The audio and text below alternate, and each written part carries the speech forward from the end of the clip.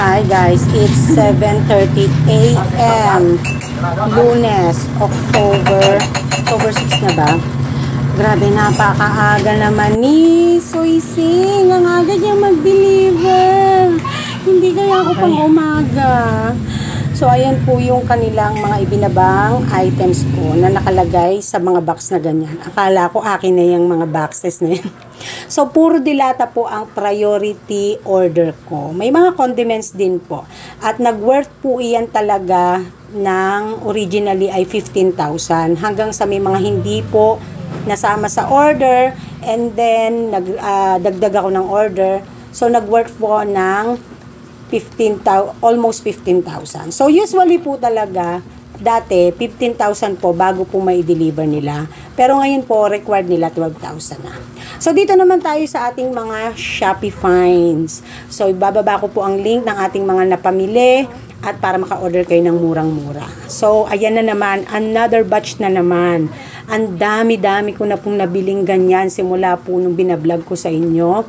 Grabe, hindi ko na alam kung pang ilang garapon yan. Ang dami ko na namang garapon. So, napakabili po talaga ng gummy balls dito. Kaya naman po, dito, you can never go wrong when you sell that kind of candies. So, bumili din po tayo kay Coco ng mga candies at mga cones. So, ayan.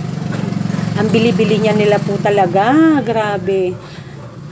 So, another na unboxing. So, tinitingnan ko, nagbo-voice over ako dahil may bumibili. Ayan. So, ano nga ba ito? Mga slime. Kasi naman, yung binili kong isang balot ng slime nung nakaraan, ay hindi naman inabot ng isang linggo. Siguro mga 4 na araw lang.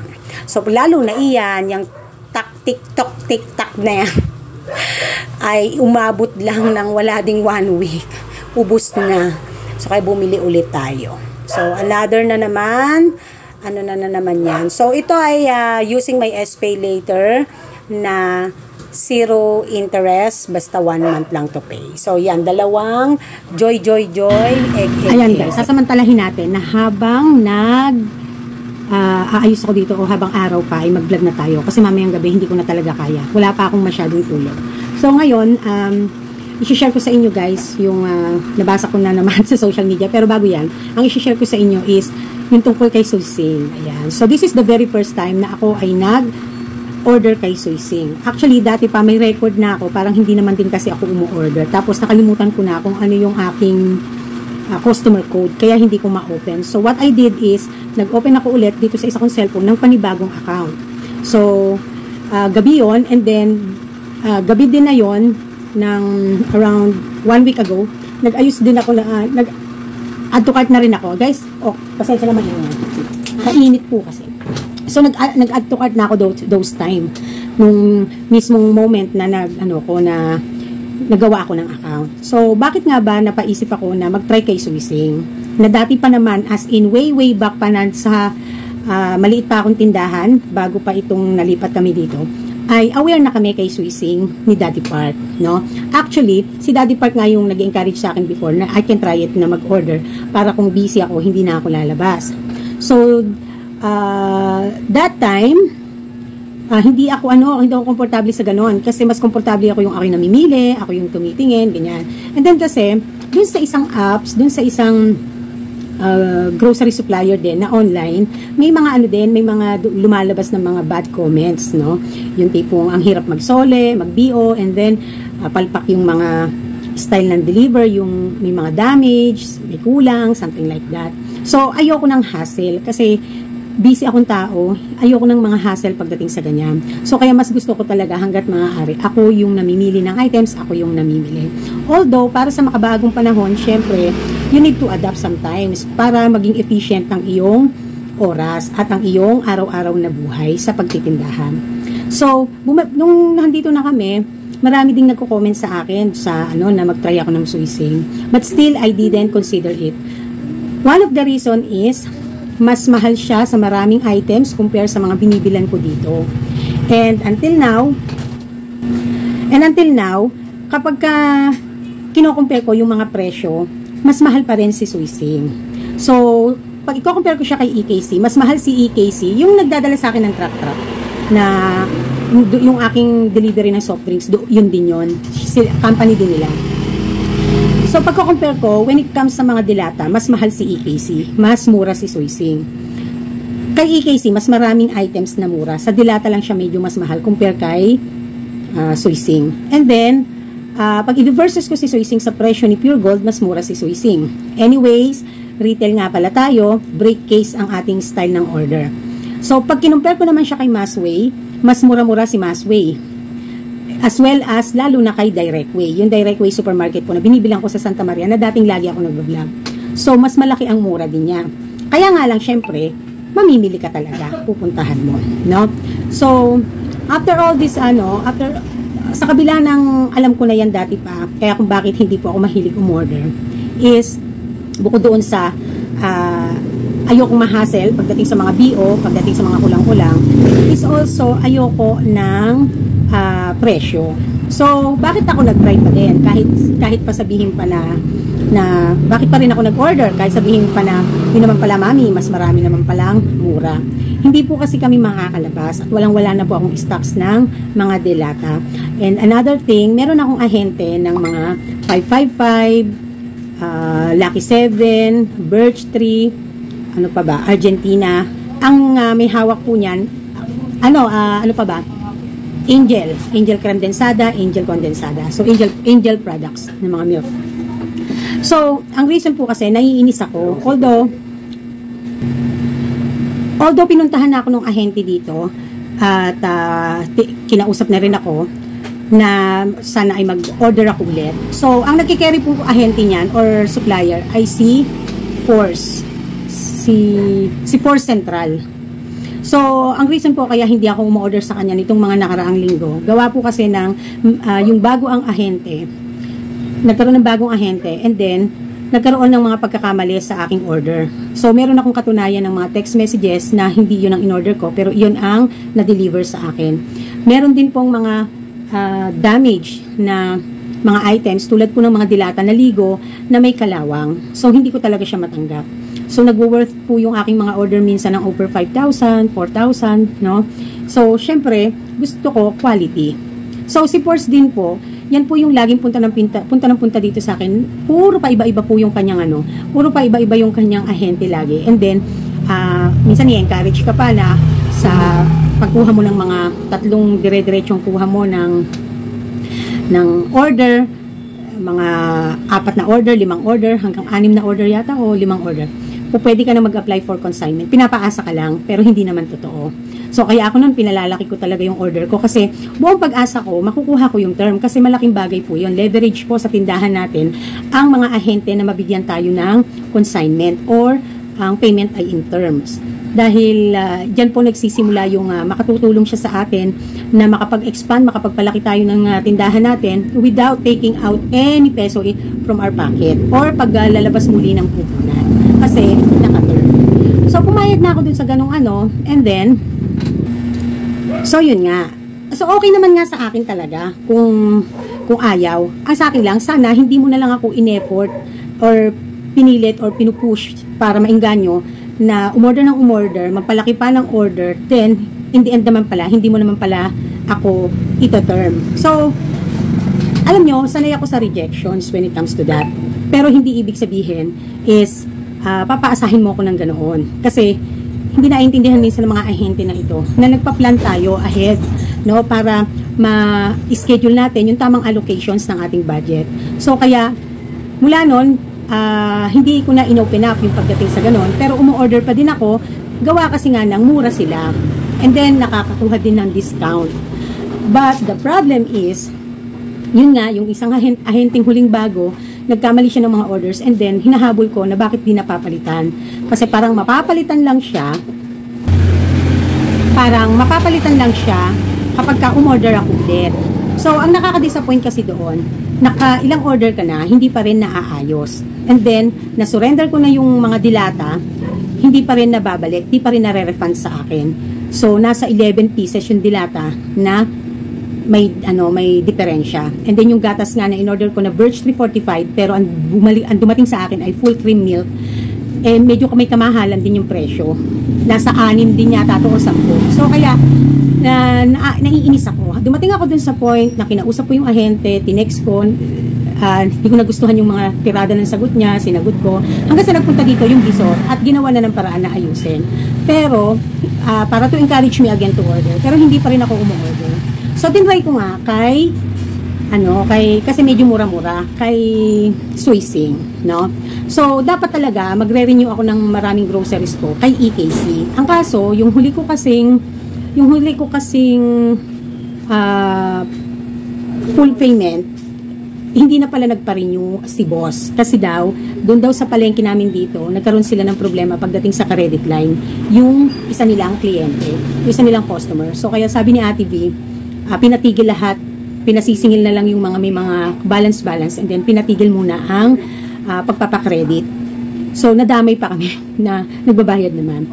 Kaya sabi sa akin ni Ate V, tinry naman daw niya na ilakad ako. Ang kaso nga, hindi lang naman ako, lahat naman daw kami ay hindi na magre-renew muna at tatapusin nga lang munang makabayad kaming may mga balances at hindi muna magpapakredit si boss ng EKC. So, naintindihan ko naman yon, no?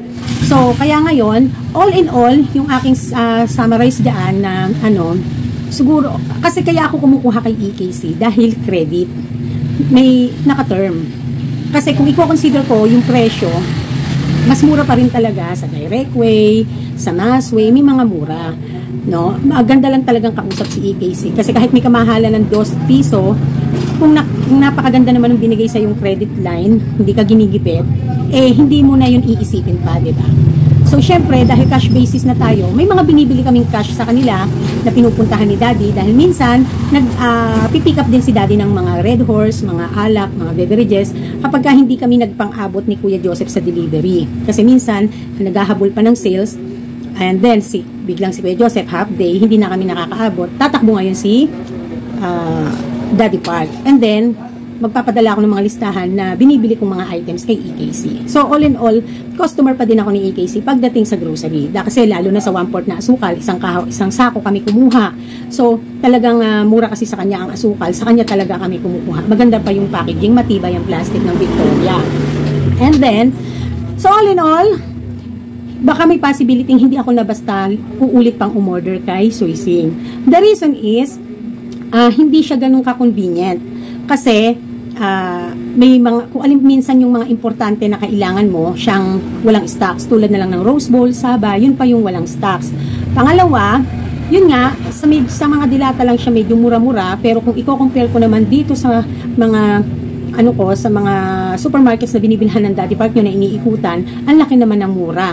So, syempre, pipili natin yung sa mura at isasabay na lang ni Daddy Park sa schedule ng pamimili kapag mamimili din siya ng mga ibang bagay na hindi sa supermarket niya pinamimili, kundi sa wet market. So, sasabay yung schedule. Halimbawa, bibili ng itlog, bibili ng bigas. So, kung may pabibili akong mga items na groceries, isasabay na niya.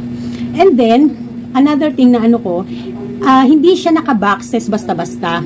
Kung nakita niyo yung video kanina, naka-ano siya, parang sa Mercury, nakikita ko yun parang naka-Durabox, no? Parang naka-Mega Box. So, tipid sila doon, no? Yun, then saka bubuksan. So, ngayon, hindi ko alam na gano'n dahil first time ako. So, nag-knockdown na kami ng mga boxes dito at nagbenta na ng boxes ang mga anak ko sa junk shop. So, kaya hindi na paghandaan kung saan ilalagay yung items. Ang isa pa naman sa pinaka-hate na hate ko talaga, yung ilalapag sa sahig ang mga items, especially if it's, edible products. Ayoko talaga na nilalapag yan sa sahig. So, sabi nung driver, first time mo ba ma'am? Hindi mo ba alam na? Hindi first time, di naman ako in-inform na ganito pala, na I need to prepare boxes para kung sakaling sa pagsasalin. So, okay lang naman. Ang maganda sa nag-check, maayos, hindi basta binara-bara lang, maayos, walang damage, matino yung items, kompleto. Yun nga lang, medyo may hassleness for me, and then nga yung sa presyo. And then, another thing pa, is yung sa discounts. So, di ba usually, dapat sa cash nagbe-base ng discount.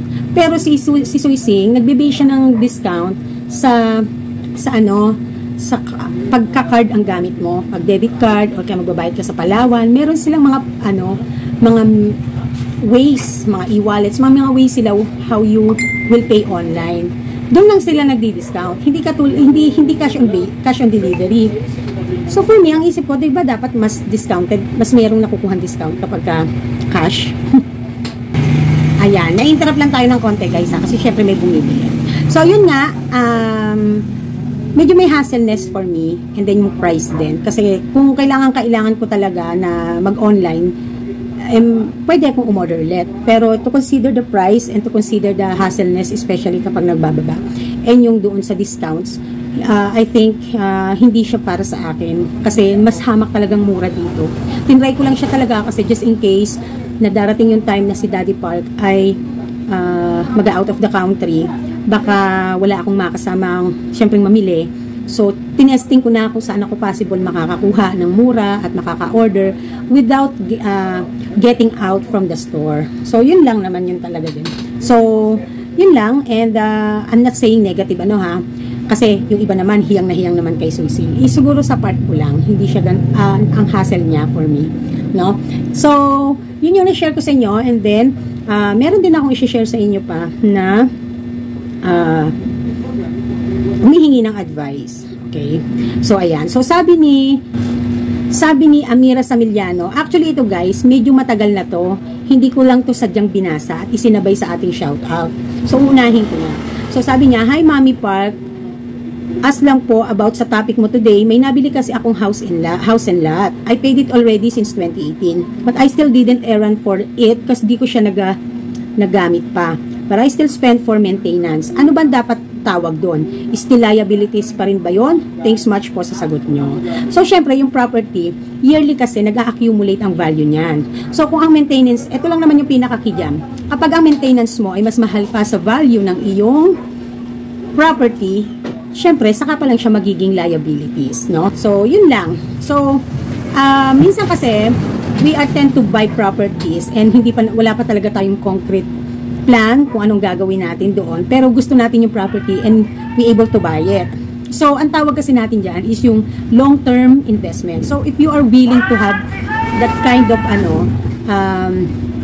option na long-term ang inyong gusto, palalakihin yung value, ganyan, so, okay lang naman yon. Pero kung kaya kayo bumili ng property because you really wanted na magamit ito as soon as possible sa business or to create income, to generate income, so, syempre, dapat, bago palang bilhin ng property, ay meron ng plan.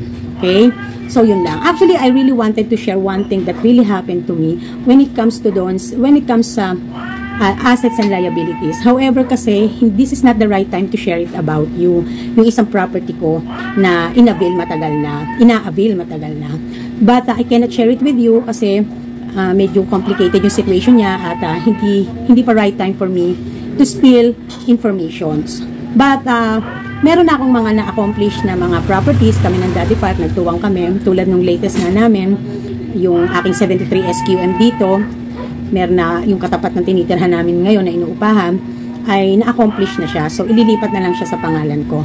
So, yung another 2 property na I have, which is same 37 SQM na magkasunod, na nasa bandang dulo naman ng subdivision na to, it is already paid. Hindi ko pa naaayos ipalipat sa pangalan ko. Hala pa akong time. So, yun. So, may mga na-accomplish kaming mga properties dito na nakatuwang talaga namin ng sari-sari store. So, ang dami din talagang naitulong ng sari-sari store sa buhay namin.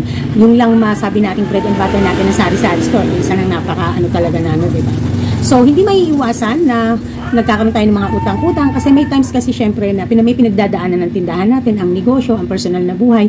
May mga pinagdadaanan na it cannot compensate all by store lang. So, talagang dadating dun sa point na we need sometimes to avail loan, ganyan. But, ang kagandahan naman is we somehow fulfill it, no, na bayaran. At nakatapos naman, no. So, yun, finally nga, natapos na tayo sa mortgage. So, ang kailangan, ano na lang natin is yun nga, magpapasali na ng ano. So, maingay lang ha, yung pandesal, guys. Pagpasensyahan na natin. Wala tayong magagawa dyan eh. Okay. So, meron pa akong isang ibabasahin sa inyo. So, ito, matagal, nakalimutan ko itong i-add doon sa vlog natin nung nakaraan. So, ito, hindi ko rin nakapsyon kung sino nagano, pero ganyan siya, guys. Kita ba? Ang liwanag eh, no? Hindi makita. So, ito ay parang tindahan. Merong caption sa gitna. Ginaganyan ko para makita.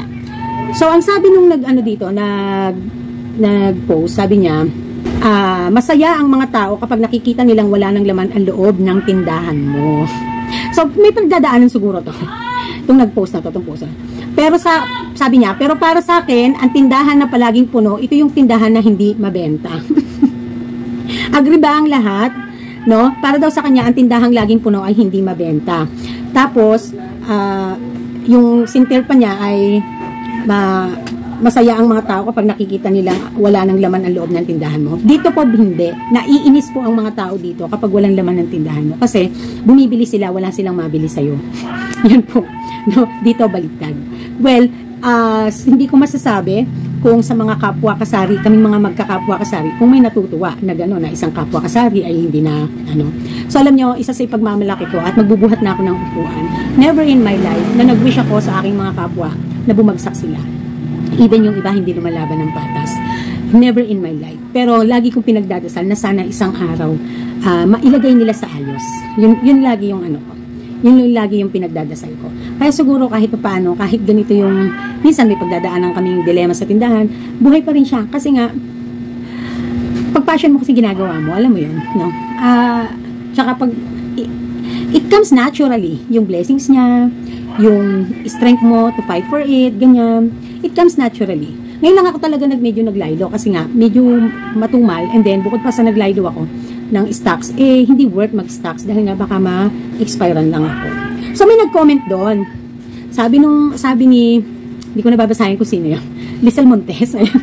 sabi ni Lisel Montes, mali yung caption na kapag maraming laman, di mabenta. Kapag marami, laging puno, ibig sabihin, hands-on ang may-ari at araw-araw namimili. Benta now, bukas, ganun yon.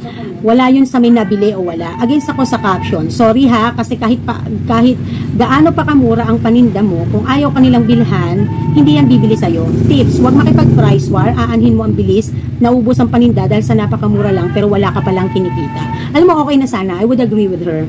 No, I would agree to her na yung, totoo naman, naniniwala ako doon. Yung hindi porket puno lagi ang paninda ng isang tindahan, ay walang bumibili. At yung merong, yung laging kapag ang tindahan mo ay wala ng laman, ay may mga manatutuwa sa iyo. Actually, sometimes, totoo yun, sometimes not, no? So, dito sa amin, naiinis ang mga customer kapag walang laman. Kasi nga, inaasahan kanilang may bibenta ka sa kanila, may bibilin sila, yung pangangailangan nila mapoprovide mo. Tapos kulang-kulang ka, wala ka, lagi kang walang stock.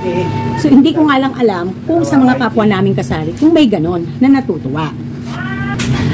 Ayun, tulad ng sabi ko, agree na sana ako kay Lisel Montes. Pero hindi ako agree doon sa dulo na sinabi niya na yung tips niya na huwag makipag-price war. Hindi pakikipag-price war ang reason. Hindi niyo po ba alam na hindi naman talaga sa ganitong klase ng negosyo ha, hindi po pakikipag-price war ang dahilan na bakit ka bumabagsak. Kundi dahil wala kang kaalaman para gamitin ang price war. No, tulad ng topic natin nung nakaraan, kung inaaral mo bago mo gamitin ang pakikipag-price war, de sana nasa ayos ka.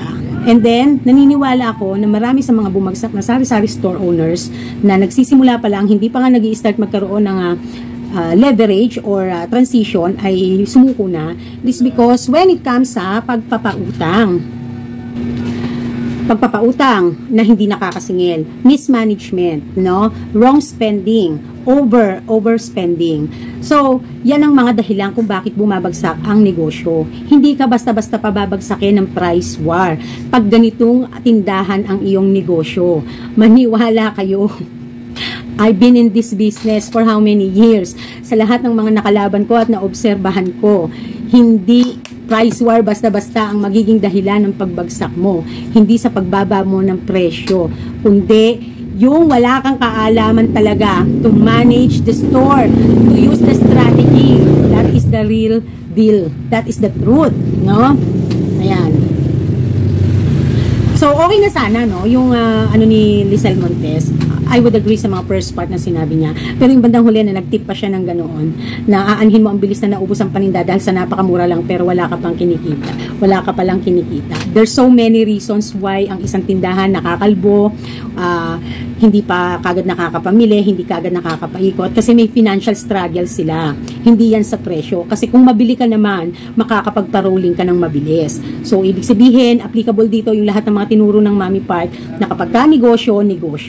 Kapag hindi pa prepared ang pinut-up mong sari-sari store na tindahan, hindi pa prepared para or hindi pa ready para maging bread and butter mo, huwag mong kuhanan ng kuhanan. Kasi hindi iyan pumatay basta-basta ng kita, no? Dapat palaguin mo muna, palakihin mo muna para makakabi ka ng magandang income. Ang attitude kasi ng mga Pilipino, kuhanan kasi wala nang pagkukunan. So, ibig sabihin, personal ang reason nyo kung bakit madalas hindi nagtatagumpay ang mga nagsasari-sari store. Hindi nyo pwedeng sisihin na dahil sa presyo. And then, another thing na isang reason is, akala mo, mabilis sa lugar na yon, hindi naman pala patok ang negosyo mo. No? So, kaya laging kasama sa mga factors to consider pagka nag-put up ka ng sari-sari store is number 1, is the location. Saan ka magtitinda, 'di ba? Kasi kahit may capital ka, hindi ka napunta ka naman sa maling lokasyon, lugi ka. Naintindihan? Bakit pinag-iinitan nyo ang price war? Mapapansin nyo guys, sa lahat ng napakaraming vlogger, majority of them are always into against sa price war. Where in Mommy Park ay parang siguro ang tingin nyo ay I'm pro price war. No, I'm not. Pero hindi kasi kayo aware lang na minsan kailangan gamitin ang technique kapag kailangan na hinihingi na ng pagkakataon, no? So, yun ang tekniko. But tulad ng sabi ko, dinidisclaim ko din, hindi ko laging ginagamit ang price war. Kasi sa totoo lang, hindi naman talaga intended ang aking, presyuhan kung nagiging mababa man compare sa iba. Meron lang din talaga akong meron kaming sinusunod ni Daddy Park na goal pagdating sa kikitain or meron kaming gustong ma-achieve na what you call that, yung price, markup price, no? Nagkakataon lang din kasi na mas madalas ay mura kami kapag ina-out na namin yung price sa mga customers. So, yun lang yun, no? Hindi ako against and hindi ako pro sa price war. Pero, ang price war ay isang magandang gamiting technique kapag gusto mong magkaroon ng space sa market, especially if you are new in the industry. If you are new in the area, if you are new in the business, para makaakit ka, para makaruling ka kaagad, no? Alam nyo po, mas masarap yung naaaral nyo muna ang mga bagay-bagay bago nyo pinagdedesisyonan. I'm not saying perfect ako, na laging sa first attempt ko, magaling at effective agad ang aking mga strategies. No. Sinasabi ko naman yan sa inyo, binablog ko naman sa inyo, yung nagpe-fail yung aking strategy. Nagkakataon lang na mas madalas na yung mga strategies ko nagwo-work out. At kapag hindi nagwo-work out at sinishare ko sa inyo, papapansin nyo, kay Daddy Park ko kinikredit yung pagkatuto ko minsan. Alam nyo po kung bakit. Kasi that's what the partnership works, di ba? So, may mga bagay ka na hindi ka aware na hindi mo alam. And, other people know it. I'm not saying other people si Daddy Park, pero yun eh, 'di ba? Meron tayo minsan yung four windows of personality, yung alam mo at alam ko, yung alam ko, alam mo, yung alam ko, hindi mo alam, yung alam mo, yung alam ko, hindi mo alam mo, hindi ko alam, ganon. Yung alam mo, alam ng lahat. Di ba may ganon yung four windows of personality? I-ano nyo po yan, i-search nyo po yan. So, syempre, hindi tayo perfect person, hindi tayo perfect human being. So, kaya ang kagandahan na kapag ang partner mo, kahit nonchalant minsan, pero pag nagsalita, may laman at may ibibigay sa iyo talaga na magandang advices, yun ang maganda. Hindi magpapataasan kayo ng ano. So, that's what I've learned, no? Na minsan, kapag kami mga ideas ako at sinasabi ko sa kanya hindi maganda sa kanya, ito yung pananaw niya, lalo na pagdating yan sa mga financial hindi mag-aano talaga yan, magbibigay talaga ng niya yan, komento. So yun lang yung masasabi ko dyan. And then mag-shout out tayo. So tuloy-tuloy yung vlog natin kasi nga, like I've said, wala na akong time mamayang gabi. Ayoko naman palampasin na hindi ko kayo ma-shout out, ma-update, no? So, dalawa yung vlog ko na hindi ako nakapag-shout out. So lahat yan sa shout out natin. Okay. So, dito tayo doon sa negosyo tips, no? Forte ang negosyo service versus forte ang retail and sales operation. So, ito yung nagpunta ako sa negosyo ni Ma'am Irene, sa lugar ni Ma'am Irene, yung aking tax assistant, na tinignan namin kung ano yung pwedeng maging concept. Pinagmitingan namin, pinag-usapan namin, nagkwentuhan kami doon sa kanyang business na Korean Noodle Hub, na na negosyo. Okay? So, shout out to Amira Samiliano again. Sabi niya, Mami Park, I'm so amazed to watching you always. Just because of a good advisor. Beside you're so looking pretty with a good shape. Face. Naku po. Ayan, teka, sabihin pa nga natin. Clean and clear white. How do I to make my face skin is like you? Ano gusto ko yung English niya? Katawa. Si inspired mommy, love much, God bless. Tulad po ng sabi ko po sa inyo, pag nakita niyo po ako sa personal, marami po akong peka sa mukha. Plus, meron pa po akong balat sa mukha na pula hanggang dito. Ang mommy part po ay hindi maputi. Ako po ay brown. Sa totoo lang po. Kaya lang, makikita lang po sa hilatsa ko na parang mistisahin ng dating. Kasi po, ang mga mistisa, hindi naman po ibig sabihin ay mestisa, ay maputi. No? So, usually, ang mga mapuputi, Chinese, yan, mga Caucasian, ganyan. Ako po, tadtad ako ng mga itlog pugo, mga freckles, ganyan. Dati nga dito pa sa braso ko nung medyo umidad ako, buti nga medyo nawala. No? Yun po ako, hindi po makinis talaga ang face ng Mami Park. Nasasabihin mo talagang walang force, ganyan.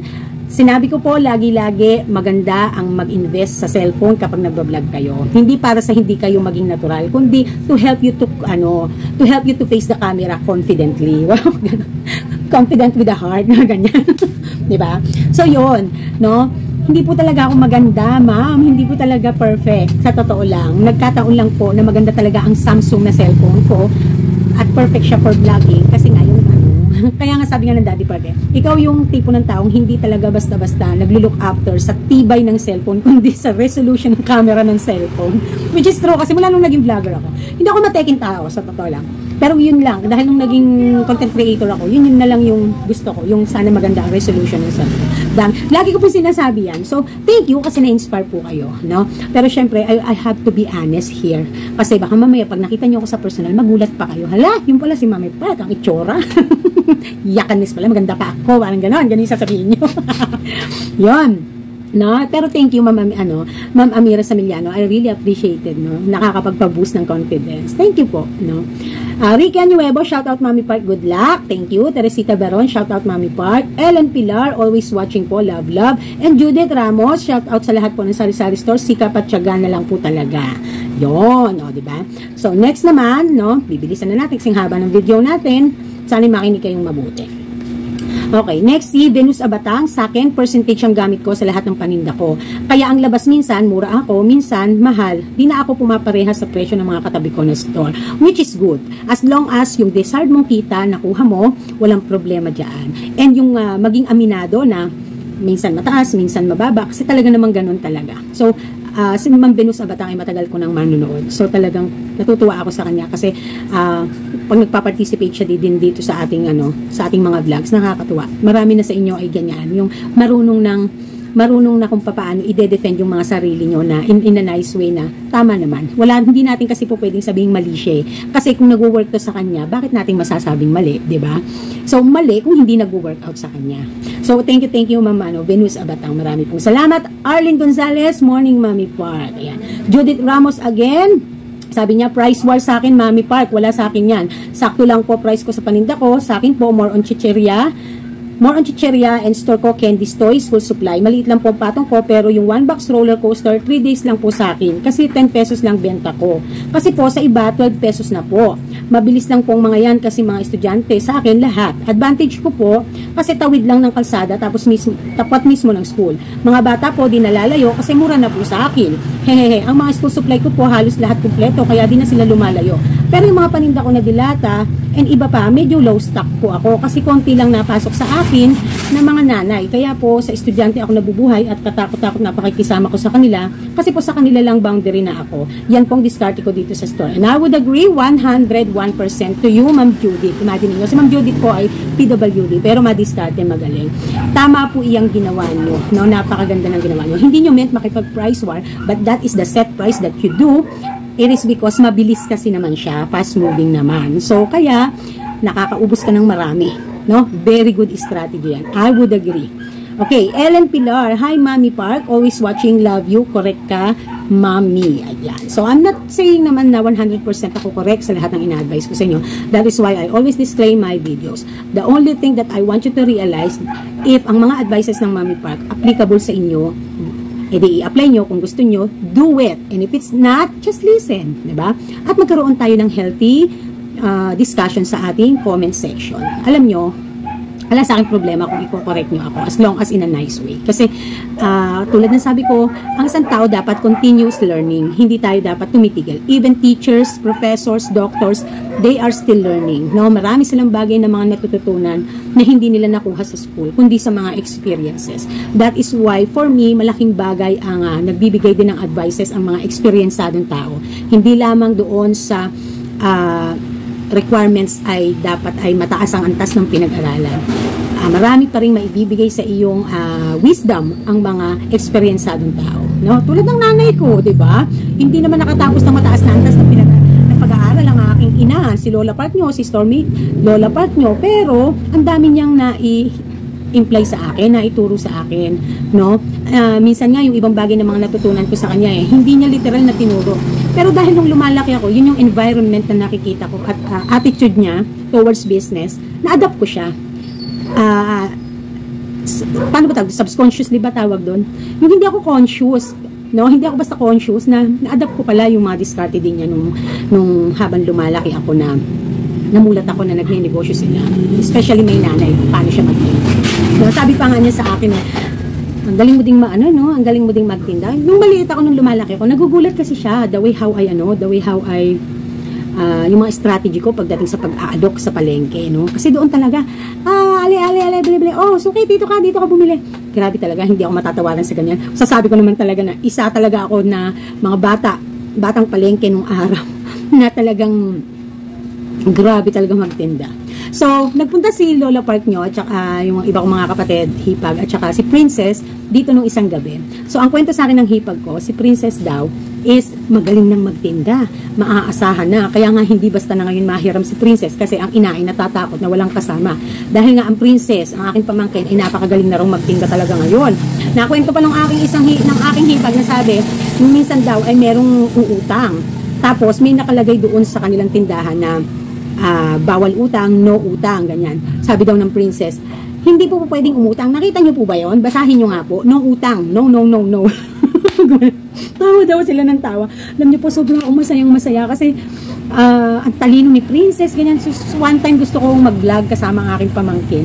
I really miss her. Hindi talaga ako sadyang nag-video or kasi yung mga moment na gano'n na mga talagang para sa amin lang magtita, magmami. Mami po kasi tawag sa akin ni Princess So makaka-relate lang sa akin dito yung mga dati ko pang subscriber na kilala si Princess, yung pamangkin ko. Grabe, sobra. Isa na naman na umuusbong na lahi namin ng mga batikang tindera. Ayan, no? Talagang I believe talaga na matalino si Princess kasi naalagaan ko siya, nahawakan ko siya So I know her, no? Actually, I know her more than her mother. So, yun lang. Thank you very much. And see you on our next vlog. At sana po ay umorder kayo dyan sa ibababa kong link ng mga na shop ng Mommy Park na available din dito sa ating sari-sari store. So, this is Mommy Park and this is Team Park na sasabing Tindera is my proud career. Fighting! Bye!